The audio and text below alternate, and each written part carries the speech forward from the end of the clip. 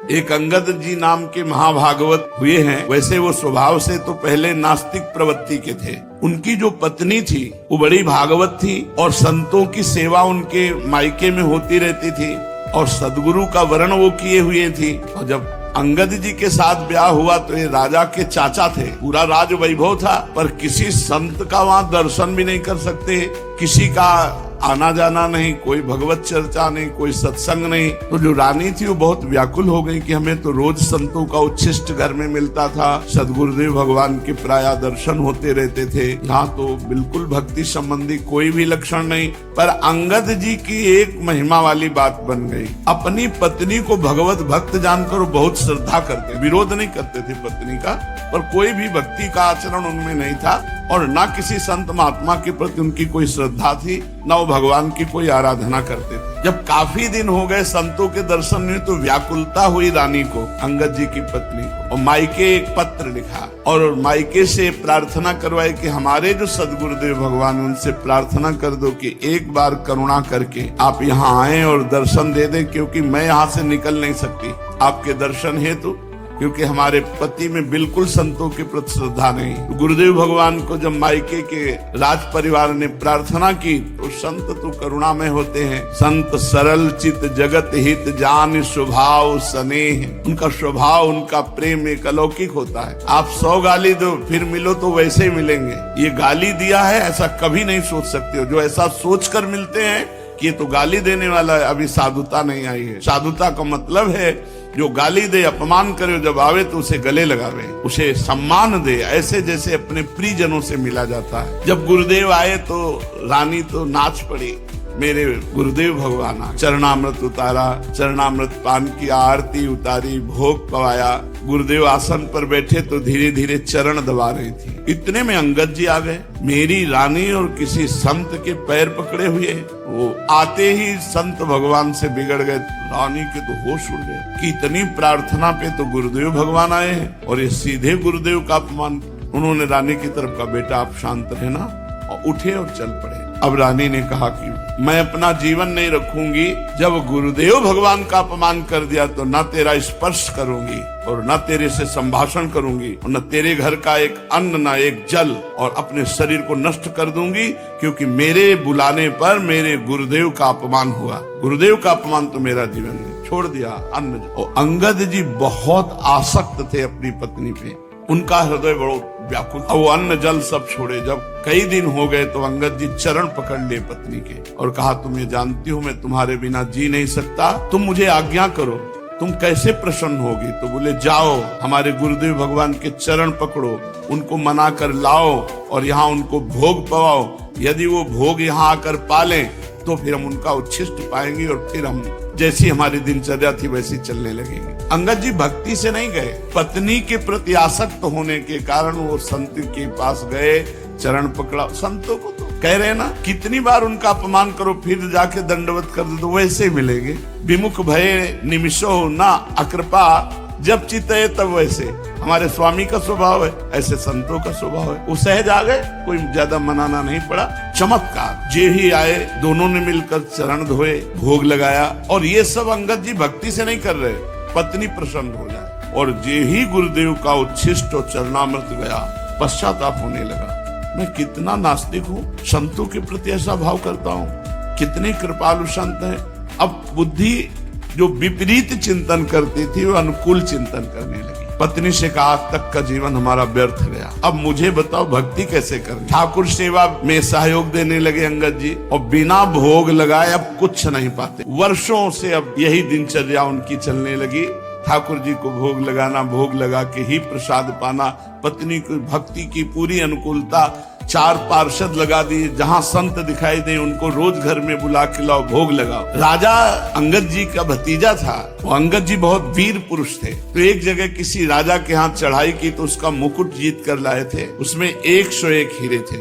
एक हीरा ऐसा कीमती था जो अमूल्य था, अंगद जी को पहचान थी। शेष हीरे तो राजा को दे दिए जो विजय करके लाए थे, एक हीरा ले लिया। और कहा ये हीरा जगन्नाथ जी के मुकुट पर लगेगा। और राजा को जौहरी ने और मंत्री ने मिलकर बताया कि उस हीरे की कीमत तुम्हारा पूरा खजाना नहीं। तो राजा ने विनय की कि वो हीरा हमें दे दो। तो उन्होंने कहा नहीं, वो हीरा तो हमने जगन्नाथ जी को दे दिया। तो बुद्धि बदलने में देर नहीं लगती। राजा की बुद्धि में अंगद जी को मार दिया जाए, यद्यपि चाचा थे, तो वैसे मारेंगे तो निंदा होगी।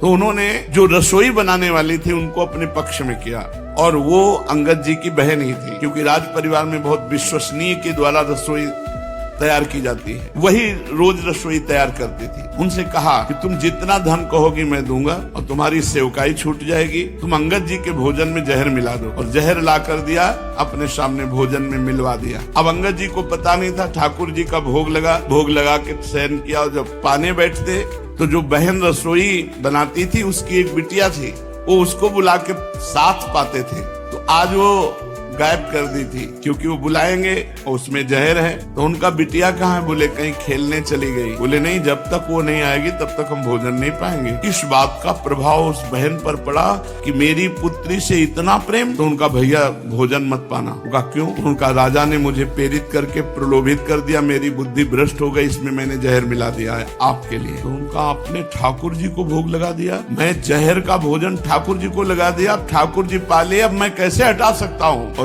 अंगद जी ने पूरा भोजन पाले, चाट कर पाले। कोई भी प्रभाव जहर का अंगद जी के ऊपर बिल्कुल नहीं पड़ा, स्वस्थ एकदम, कोई प्रभाव नहीं। प्रसाद, यहाँ पूज्य पंडित गया प्रसाद जी महाराज कह रहे हैं, असमर्पित भोजन कभी मत पाना, जब पाओ तो ठाकुर जी का प्रसाद। मान लो ऐसी जगह कहीं आप हो जहाँ ठाकुर सेवा नहीं है और आपके सामने भोजन आ गया है, तो आप उस समय 1 मिनट आंख मूंदो, अपने इष्ट देव का ध्यान करो और प्रभु को अर्पित करके फिर नाम जप करो 2-4 बार, और जय हो प्रभु की जय करके अर्पित करके पाओ। बिना प्रभु को अर्पित किए पानी भी मत पियो, तो तुम्हारी बुद्धि शुद्ध हो जाएगी। वाणी का संयम, दृष्टि नेत्र का संयम और आहार का संयम, अब श्रवण का संयम। श्रवण इंद्रिय से सावधान रहो कि किसी संत की निंदा सुनने को न मिल जाए। अगर कहीं संत भक्त भगवान की निंदा हो रही है तो ये सिद्धांत है, कान में अंगुली कस के ठास लो, आवाज सुनाई न दे, और आप उच्च स्वर से नाम बोलो, राधा राधा राधा राधा राधा,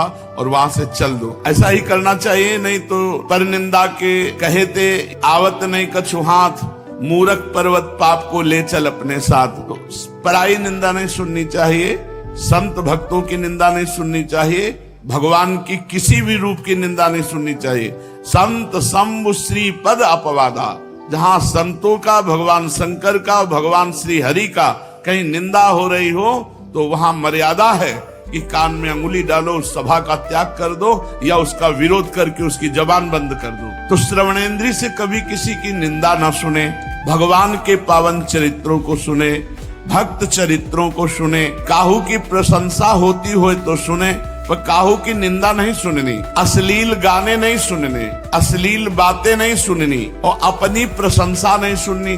जब कोई तुम्हारे सामने तुम्हारी प्रशंसा करने लगे तो राधा राधा राधा, बंद करो, काहे कोई बात करते हो, तुम हम कितने नीच है तुमको क्या पता, केवल तुम बाहरी बातें देख रहे हो। ऐसे कह के अपने आप को बचा लेना चाहिए। यदि सामने वाला प्रशंसा कर रहा है और आप खुशी खुशी सुन रहे तो आपके पुण्य नष्ट हो रहे हैं, आपका भगवत मार्ग बाधित हो रहा है। जो पाप लगे है पर निंदा करवे में, वही पाप लगे है अपनी प्रशंसा करवे में। जो पाप लगे है पर निंदा करवे में, वही पाप लगे है अपने मुख से अपनी प्रशंसा करवे में, अपनी प्रशंसा सुनवे में। इसलिए ना अपनी प्रशंसा करे और ना अपनी प्रशंसा सुने।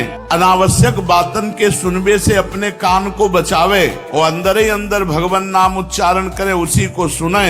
ये श्रवणेंद्रिय को संयम भयो। मन में विषय संबंधी संकल्प ना उठन पावे। मन का काम है संकल्प बनाना भोगों का, ऐसे से ऐसा किया जाए, अब ऐसे से ऐसा किया जाए। मन में विषय संबंधी संकल्प ना उठन पावे, काहू को अनिष्ट चिंतन ना होन पावे। जब जब मन में अनुचित गलत संकल्प उठवे लगे, तब तक भगवान का स्मरण जोर जोर से शुरू कर दो, राधा राधा राधा। उस समय मौन मत रहो, नहीं तो मन घसीट लेगा आपको।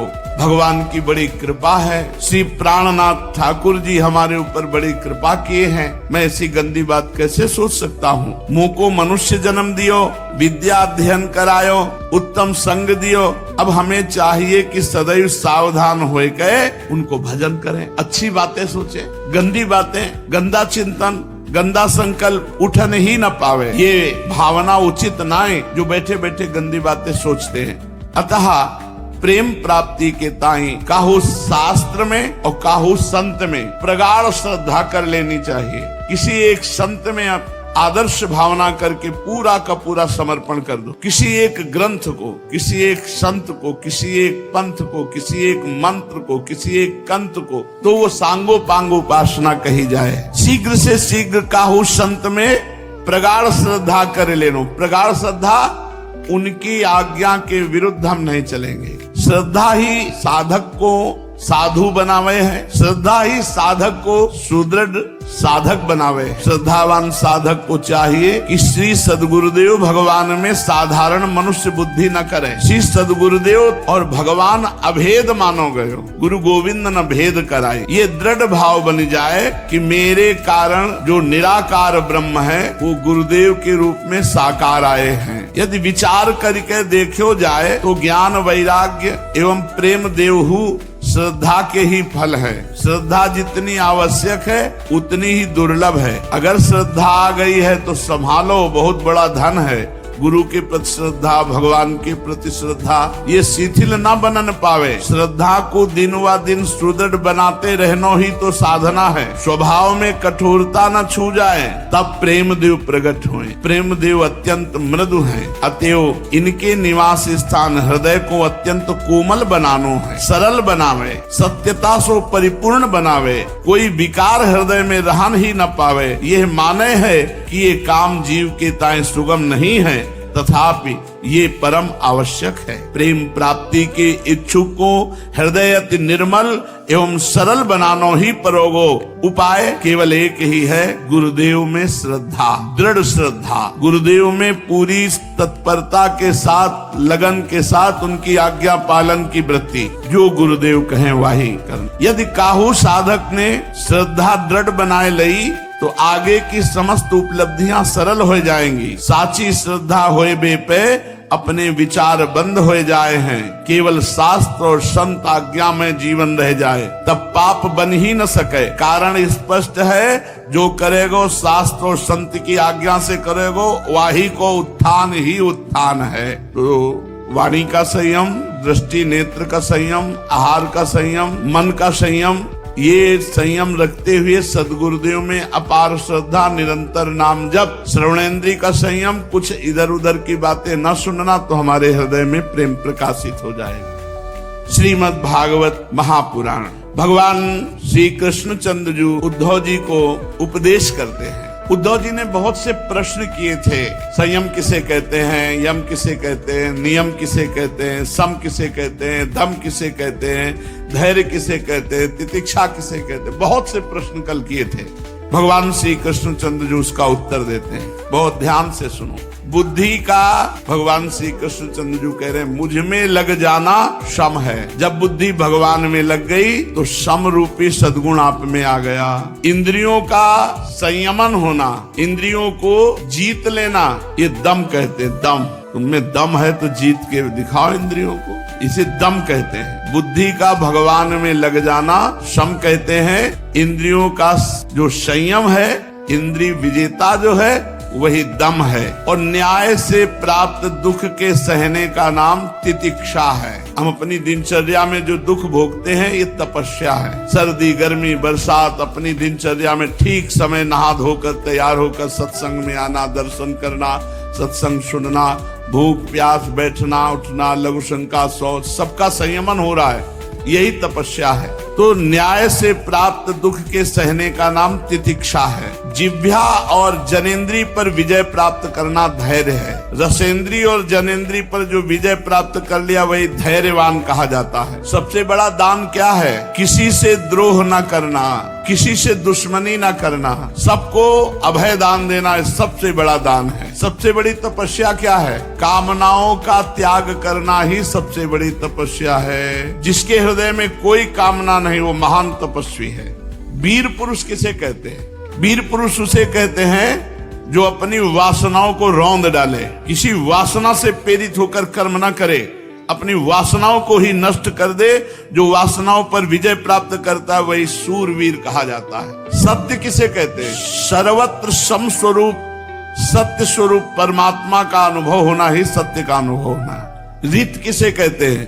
सत्य और मधुर भाषण को रित कहा गया है। महात्माओं ने सत्य और मधुर भाषण को रित कहा है। पवित्रता किसे कहते हैं? किसी भी कर्म में आसक्त ना होना उसे पवित्रता कहते हैं। नहाना धोना नहीं, ये तो एक बाहरी दिनचर्या है। पवित्रता किसी भी कर्म में आसक्ति नहीं है। किसी वस्तु, व्यक्ति, स्थान, किसी कामना, भोग, किसी में अनासक्त पुरुष परम पवित्र है। वो नहाए या न नहाए। सन्यास किसे कहते हैं? कामनाओं के त्याग का ही नाम सच्चा सन्यास है। कोई कामना जिसके हृदय में नहीं वो सच्चा सन्यासी है, चाहे पैंट शर्ट में ही क्यों न हो। जिसके अंदर कोई कामना नहीं है वही सच्चा सन्यासी है। सबसे बड़ा धनी कौन है? जो धर्म का संचय करता है वो अभीष्ट धनवान है। जो धर्मात्मा पुरुष है वही धनवान है। जिसके जीवन में धर्म है वही महान है। अगर धर्म नहीं है तो धनवान नहीं है। धर्म के द्वारा जो महिमा विकासित होती है, प्रकाशित होती है, उसी को कहते हैं संपत्ति। तो संपत्तिवान कौन? धर्मात्मा पुरुष। सबसे बड़ी यज्ञ क्या है? परमेश्वर का चिंतन, क्योंकि परमेश्वर ही यज्ञ है, हरि ही यज्ञ है और हरि का चिंतन ही यज्ञानाम जप यज्ञोस्मि। भगवान का चिंतन ही सबसे बड़ी यज्ञ है। दक्षिणा, दूसरे को ज्ञान का उपदेश देना ही दक्षिणा है। वास्तविक ज्ञान का उपदेश देकर अज्ञान से निवृत्त कर दिया, सबसे बड़ी दक्षिणा दे दी। बल, प्राणायाम ही बल है। जो अपने प्राणों को संयमन किए हुए है वही बलवान है। भगवान होता है ऐश्वर्य। भगवान कह रहे मैं ही हूँ, ऐश्वर्य मैं हूँ, मेरा ही ऐश्वर्य है। लाभ, सबसे बड़ा लाभ भगवान कह रहे मेरी भक्ति ही उत्तम लाभ है। भक्ति मिल गई, इससे बड़ा कोई लाभ नहीं।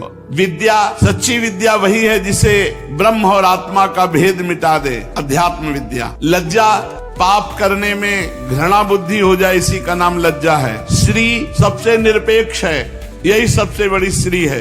किसी से कोई चाह नहीं, कोई अपेक्षा नहीं, यही श्री है। दुख और सुख दोनों की भावना सदा के लिए नष्ट हो जाए उसे सुख कहते हैं। सुख क्या है? सुख और दुख दोनों भावनाओं का नाश हो जाना ही परम सुख है। दुख, विषय भोग की इच्छा रखना ही दुख है। बंधन और मोक्ष को जो तत्व से जानता है वही पंडित है। पंडित कौन? जो बंधन और मोक्ष के तत्व को जानता है। मूर्खता, सबसे बड़ा मूर्ख कौन? जो शरीर को मैं मानता है, जो इस शरीर को मैं मानता हूं, सबसे बड़ा मूर्ख। सुमार्ग किसे कहते हैं?